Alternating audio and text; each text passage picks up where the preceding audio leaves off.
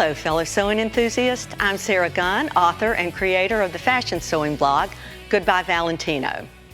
I am a huge tunic lover, and today I'm going to explain how to interchange plackets and necklines on your tunic patterns. It's all based on one simple principle, easy to learn, and one that will bring you unlimited possibilities to your tunic making adventures. So grab your tunic pattern and let's get started. Now, many ready-to-wear tunics and many tunic sewing patterns share a simple, common bodice. I'll be working from my favorite tunic pattern today. All right, as you can tell, I've cut the pattern out. The first thing I'm going to do is thread trace the center line. Now, I do that by using a heat-soluble marker, and I trace with the heat-soluble marker down the center line of the bodice, about 15 inches or so. After that, I thread trace with a needle and thread, and this is very important to do because it marks both sides of your fabric. It's easy to remove, and it's very effective and efficient. Marking your center line will be the key to your success when interchanging pieces on your tunic patterns. All right, let's move on to bodices.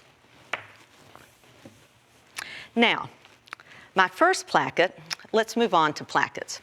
My first placket is a very simple placket. I've made it just by following the neckline of the bodice. I prepare the placket by tracing the stitching line, thread tracing the center line, and interfacing the back with a lightweight knit interfacing. After I prepare the placket, following those steps, I finish the edges by turning under a 1/2 inch, then trimming. Now, this placket is going to face the back side of the bodice. It'll be sewn from the front, so you place the placket right sides together, stitch along the stitching line, cut, turn to the inside, and you have a nice simple placket that creates an opening just comfortably so you can slip it over your head. This placket is perfect when you need to let your fabric do the talking. This beautiful shibori print, we want to feature the geometric design and these beautiful indigo dyes. It needs absolutely no embellishment, and this simple placket does the trick. Now, take this placket and elongate it by 4 or 5 inches. Turn your sides in, but don't top stitch. This time, we are going to place the placket to the back side of the fabric. We're going to place it right side to the back side. We're going to stitch. We're going to cut, flip, and suddenly you have this nice outside placket. When cut in a contrast fabric, it just adds a nice punch as these stripes bring this little small blue and white print to life. This narrow placket is also great for color blocking options. The fuchsia, it's nice and narrow, so I cut in a fuchsia, but then I outlined the placket with a 1/2 inch bias tape and finished with a little bias tape around the neck. Okay, take your elongated placket, turn it into a rectangle, and you have a bib. Now, the bib is a very fun and playful tunic. It's great in these preppy contrast pink and green fabrics, or you can capture the bohemian spirit by cutting this in lace. Again, sew it from right sides, sew it from the back, flip it to the front, and you've got a fun little frock to wear on a Saturday afternoon. Okay. Many ready-to-wear tunics, many designer tunics, feature mandarin collars, and this is very attainable.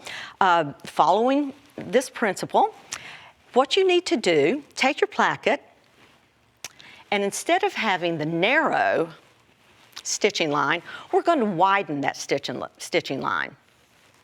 This will open up the neckline. We're going to lower the neckline. That will create a nice space and a nice angle to place your mandarin collar. When you sew it to the outside and flip it to the inside, you can tell how this opens up the neckline. It creates a nice outline in case you'd like to embellish the trim. But sew it from the back side and flip it to the outside, and you have instant gratification with this nice contrast placket. The mandarin collar is sewn in the same contrast. Okay, now, easy to sew and easy to embellish is the V-neck.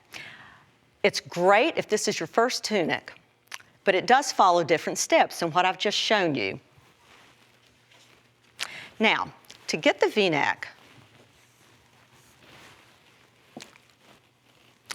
I created a V-neck facing, a back neck facing. I have sewn the front and back bodices together at the shoulder seams. As you can tell, I've placed the V-neck, I've matched my center line, and now what I'm going to do is cut this excess fabric out. And I'm going to take it to the machine. I'm going to follow a 5/8 inch seam line. And I'm going to turn it to the inside. Now, while I'm doing that, many of these, as you've noticed, many of these tunics are created using different fabrics. But as we go over to the machine, I'm going to be sewing in a contrast fabric with a contrast thread, but an all-purpose polyester thread is really all you need for your tunic sewing. Okay.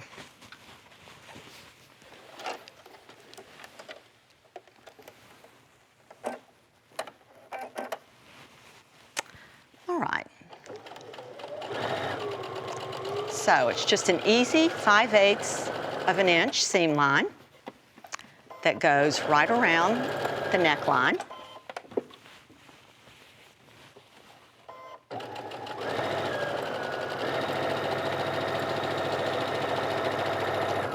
Mark your pivot line, that's crucial.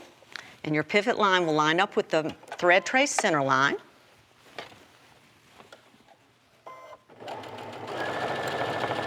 Here we go.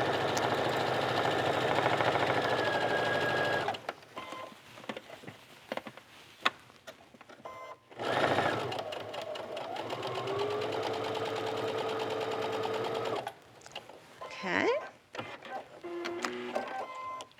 Now, at this point, all you do, remove those pins. We're going to flip this to the inside. It's going to create a very nice neckline, a clean V-neck, such as this. And this V-neck has a gold applique, a beautiful gold applique, sewn right on top of it. Now, take your V-neck, sew it from the inside, and flip it to the outside. And again, you have a contrast placket. Okay. Tell me something. What do you think came first? The applique or the placket? If you guessed the applique, you're correct. This placket was created to frame this beautiful applique, but it actually has many more useful purposes. I went ahead and cut the placket out of the same fabric. I matched the pattern design, so it's really a little difficult to see. But look what happens when you place piping right underneath the seam line. It brings a nice detail to the front of your tunic. You can cover the seam line with braid, Another nice detail, and of course it's those small details that make a huge difference when we sew our garments. This placket is perfect if you want to just sew a few lace medallions on top. Or if you really like the contrast look, you can certainly cut it in a contrast fabric, and I just pulled a different type of applique that you can go ahead and embellish, could sew on for another different look. So these are just a few of the many possibilities that you get when you are able to interchange your pieces with your necklines and plackets on your tunic patterns. So fit yourself once, follow the method of tracing the center line, and enjoy the freedom to be creative.